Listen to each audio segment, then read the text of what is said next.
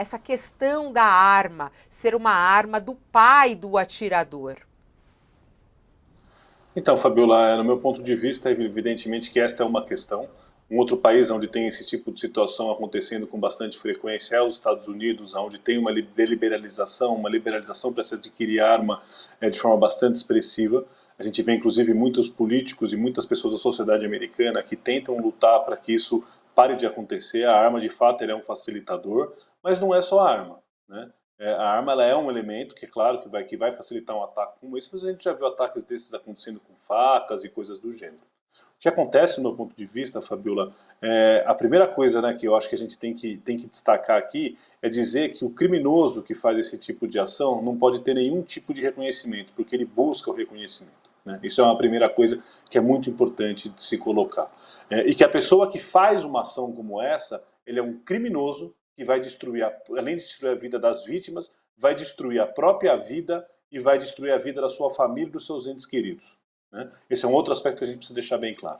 O terceiro ponto é que quando um ataque como esse acontece, é porque a gente falhou. Esses ataques eles não acontecem da noite para o dia. O jeito não acorda, pega uma arma e vai para uma escola fazer uma coisa como essa. Existe uma preparação, existe muitas vezes uma troca de informação. As empresas de grande tecnologia, né, as big techs, elas também precisam ser responsabilizadas porque elas precisam monitorar melhor o tipo de conversa que acontece nas mídias, nesse tipo de mídia, e a gente precisa ter uma integração maior entre segurança pública e as escolas. Um último aspecto que precisa ser destacado aqui, Fabiola, é que como a pessoa que vai fazer isso, ela dá sinais, é muito importante que as escolas estejam, que haja um programa que deixe claro e que a escola consiga fazer essa interlocução para, na hora em que haver uma suspeita, comunicar imediatamente à polícia. E digo mais, Fabiola, a polícia debela praticamente semanalmente no Brasil todo ações como essa que estão acontecendo.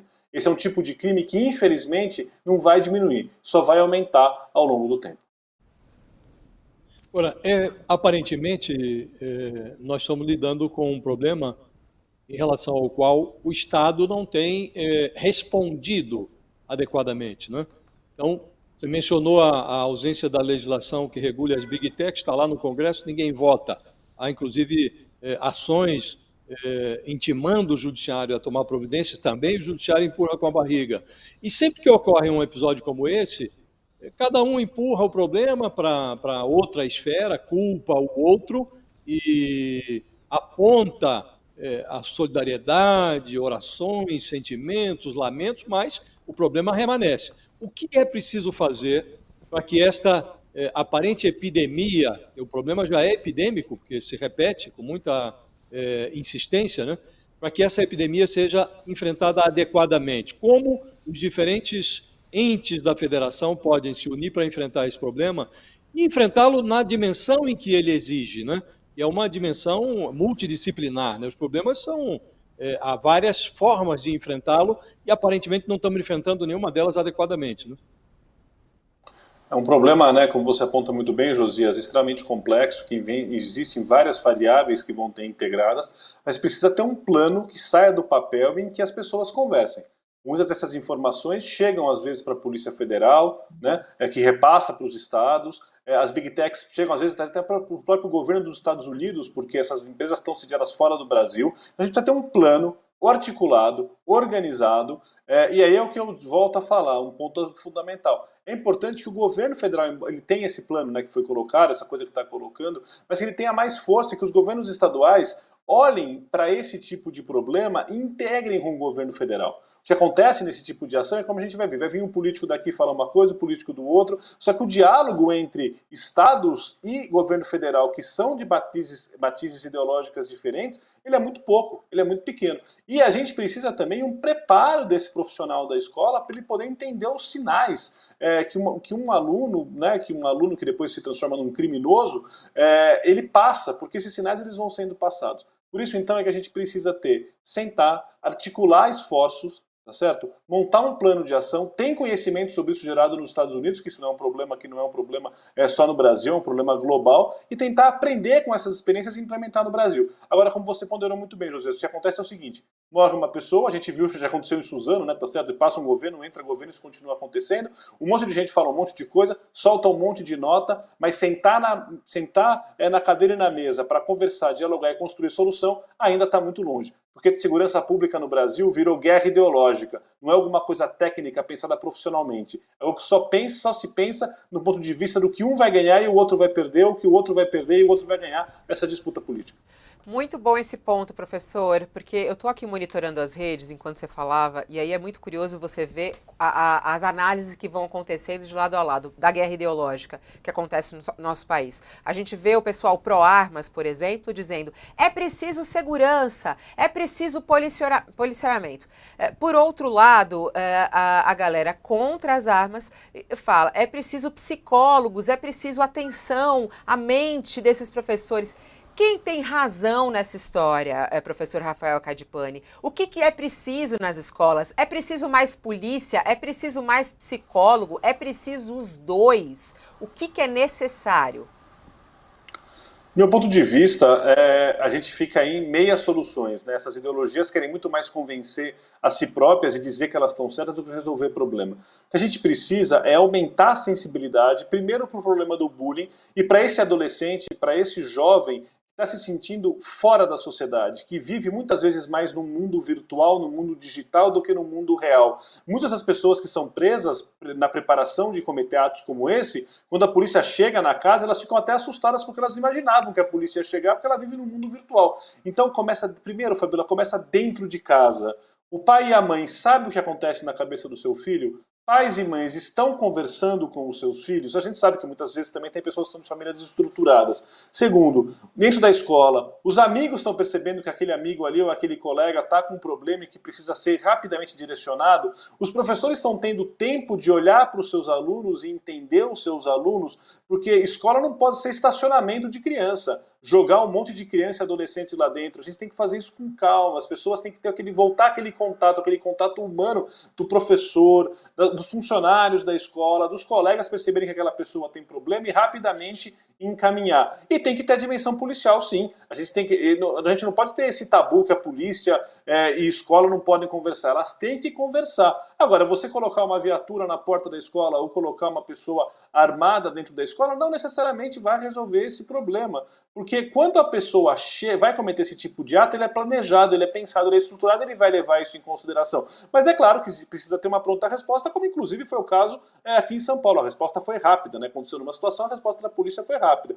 Então, Fabíola, ele é um problema complexo e todo mundo, e ninguém tem, acho que não dá para ter 100% de razão. Essa matiz que você está comentando que acontece no caso das escolas, é uma matiz que acontece em todo o debate de segurança pública. Uns querem tiro, porrada e bomba e outros querem resolver a questão, digamos assim, de uma forma mais afável, digamos assim, mais humana. Tem que ter o humano e, se necessário, tem que ter sim a coerção. Agora, Fabíola, é urgente investir na nossa polícia de investigação, na polícia civil, na contratação de mais policiais, nas melhorias tecnológicas. Hoje a polícia não consegue dar conta da quantidade de coisas que ela tem para fazer. A investigação criminal ela é uma questão fundamental para esse mundo moderno, para esse mundo que está colocado, porque é a investigação que vai prevenir esse tipo de coisa de acontecer. Agora, você vai para as regiões aí da Grande São Paulo, para as regiões do interior, para a região mesmo da capital, falta policial, falta investigador, falta delegado, é uma mão de obra que está envelhecida, ou seja, precisa se cuidar muito das nossas polícias, precisa se investir muito nas nossas polícias. A gente precisa também ter uma melhoria das condições de trabalho do policial militar, porque não vai ser só conversa e papo que vai resolver esse problema, não. A polícia tem que monitorar, essas pessoas têm que ser monitoradas, a justiça tem que responder de forma rápida quando isso acontece também. O professor, muito se fala também sobre detector de metal na porta das escolas. O senhor é a favor ou contra? É impraticável, né, Fabíola? Como é que você coloca um detector de metal na porta de tanta escola entrando tanta gente, né? Se em aeroporto as pessoas às vezes entram com coisa, em estádios de futebol, tudo, esse é um monitoramento praticamente impossível de ser feito, tudo porque a gente sabe que depois que passar um tempo não vão ignorar, você vai jogar dinheiro no lixo, colocar detector de metal. Eu tô pensando pelo lado do prático, né? Sem falar do lado também de desconfiança dos alunos. E Os principais agentes, Fabiola, para entenderem, para lidarem com esse problema, o detector de mental, digamos assim, é o professor conhecer o seu aluno, é o professor ter condição de trabalho, ter aquele contato, é o pai e a mãe saber o que se passa com o seu filho, são essas jovens conseguindo ter condição mental de viver no mundo de hoje, que tem que ter apoio. Então, eu acho que o detector de mental parece sim, a princípio parece uma solução interessante, mas ela não é praticável. Você não consegue fazer com que todos os alunos entrem com um detector de metal, passando um detector de metal numa escola. Então, assim, de novo, é panaceia, é como se uma grande tecnologia fosse resolver tudo. Não vai resolver. forte isso, hein? O detector de metal, os pais, os educadores conhecerem seus alunos, forte. Professor, só uma última questão. O senhor estava falando sobre a questão da presença de policiais nas escolas. Se fala em policial ou agentes de segurança armados. O senhor é a favor ou contra a isso ser uma regra? Porque começa a pipocar agora todo mundo defendendo isso. A gente tem aí a gente tem muitas escolas, uma rede gigante de escolas estaduais em São Paulo. Quer dizer, é viável pensar em um policial em cada escola? É viável pensar em segurança armada nas escolas estaduais em São Paulo? Fabiola, uma boa parte das escolas, principalmente na capital e na grande São Paulo, a resposta da Polícia Militar é muito rápida, como foi o caso que aconteceu aí. Né? O sujeito ele não vai conseguir estar em todos os lugares, 1, 10, 15, vai ter que colocar um segurança armado em cada sala de aula. Como eu falei, a pessoa que faz isso, ela planeja, ela chega e atira. E depois, até o segurança chegar, ela já matou alguns colegas. Por isso que eu estou dizendo, o importante é essa prevenção, é esse diálogo, é conhecer quem são esses jovens, é a gente ter investigação criminal acontecendo, é a gente ter as big techs colaborando com o governo do estado e o governo federal conversarem e construírem um plano. Esse é o tipo de solução que não vai resolver o problema, não adianta. Essas coisas são coisas que as pessoas tiram da cartola de forma simples e simplória. O problema é complexo. A gente tem gente, por exemplo, na Polícia Militar, na Polícia Civil, que estuda isso, que vem fazendo propostas e que acabam não sendo ouvidas como deveriam. Ou seja, está na hora da Secretaria de Segurança, do governador do estado, da Secretaria de Educação, todo mundo sentar e conversar e tentar lidar com o problema. A Secretaria Estadual de Educação é um problema, a gente percebe aqui em São Paulo já faz um tempo. Né? Então, assim, o governador precisa ter um pouco mais de atenção para suas escolas, atenção para os seus estudantes e atenção para os seus policiais.